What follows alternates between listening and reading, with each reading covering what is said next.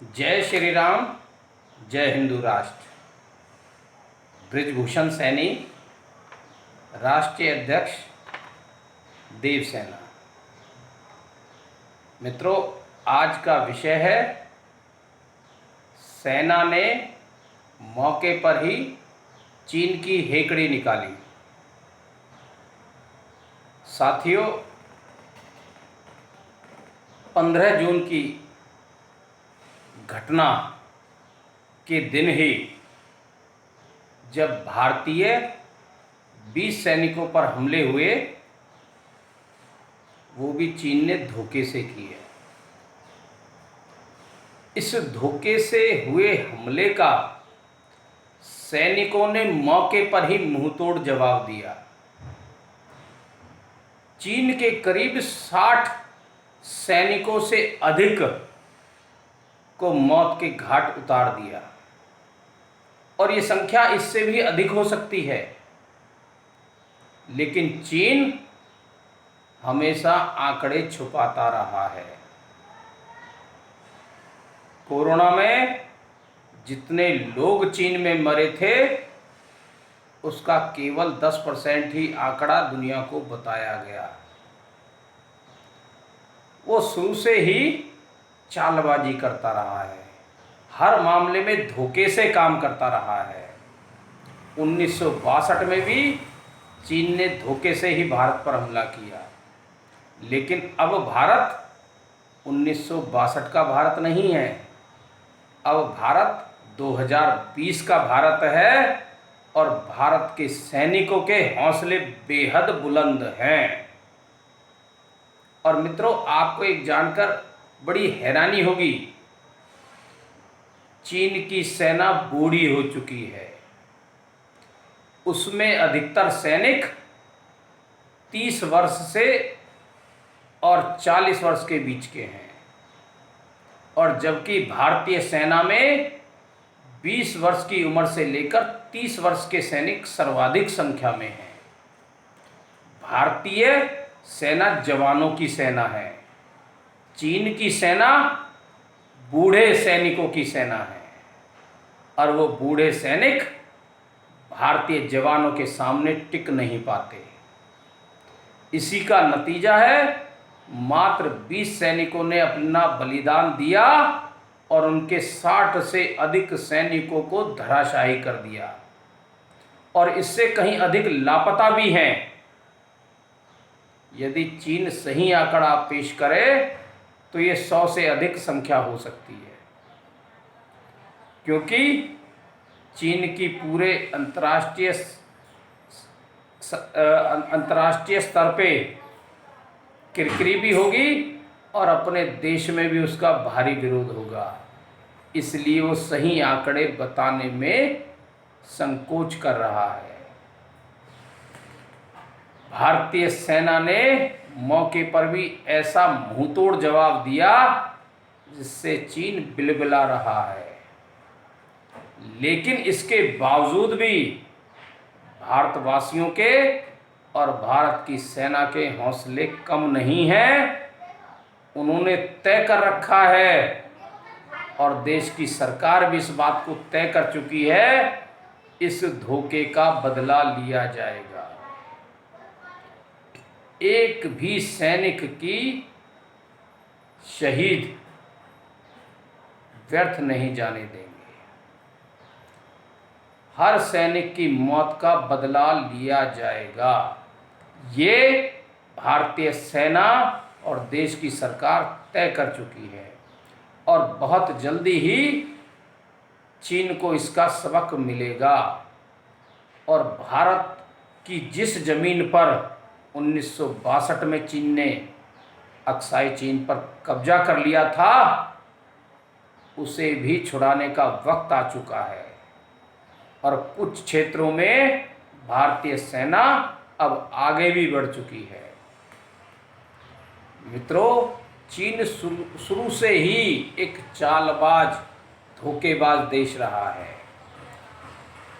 चीन ने लद्दाख में 3000 वर्ग किलोमीटर की जमीन कब्जा रखी है, और अरुणाचल प्रदेश में 5000 वर्ग किलोमीटर की जमीन आज भी कब्जा रखी है और तिब्बत को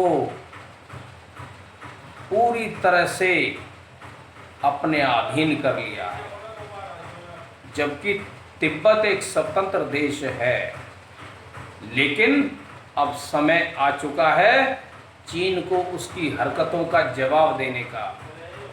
और मित्रों, चीन से 11 देशों की सीमाएं लगती हैं और सभी देशों से उसका सीमा विवाद चल रहा है। चीन विस्तारवादी नीति अपनाकर अपने पड़ोसी मुल्क की जमीन को कब्जाने में लगा रहता है और ये पूरा विश्व इस बात को समझ चुका है कि चीन दूसरे देशों पर कब्जा करने की नीयत रखता है।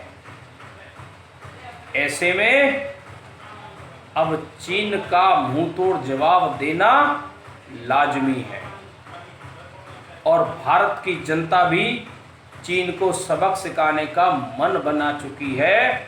चीनी सामान का पूरी तरह से बहिष्कार किया जा रहा है। देश के हर राज्य में और हर जिले में इसके लिए विरोध प्रदर्शन हो रहे हैं। चीनी सामान की बहिष्कार हो रहा है और उसके सामान की होली भी जलाई जा रही है। चीन के राष्ट्रपति का पुतला फूंका जा रहा है क्योंकि ये देश इस धोखेबाज देश को अब बर्दाश्त नहीं करेगा।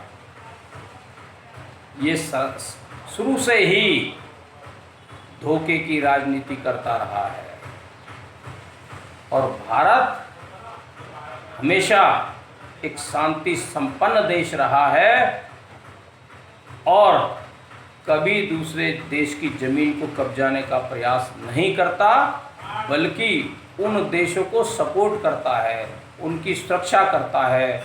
जिस तरह से भूटान, नेपाल को सहयोग करता रहा है।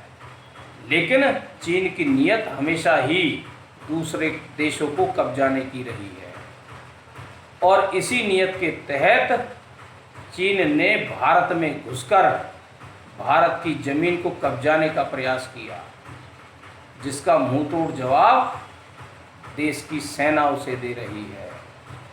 और जो भी देश चोरी छुपे किसी देश में घुसता है तो उसका मनोबल कम हो जाता है और जिस देश के वीर अपने देश की सुरक्षा के लिए लड़ते हैं उनका मनोबल बढ़ जाता है। ये एक वैज्ञानिक कारण है। जो जिनके अंदर चोरी की नीयत होती है उनके हौसले बहुत बुलंद नहीं होते, वो अंदर से डरे हुए रहते हैं और आज चीन के सैनिक अंदर से डरे हुए हैं और भारतीय सेना के हौसले चरम सीमा पे हैं, बुलंदियों पे हैं और युद्ध हमेशा हौसलों से जीता जाता है। हमारे जितने शस्त्र हैं, जितने हथियार हैं, वो चीन को निपटाने के लिए सक्षम हैं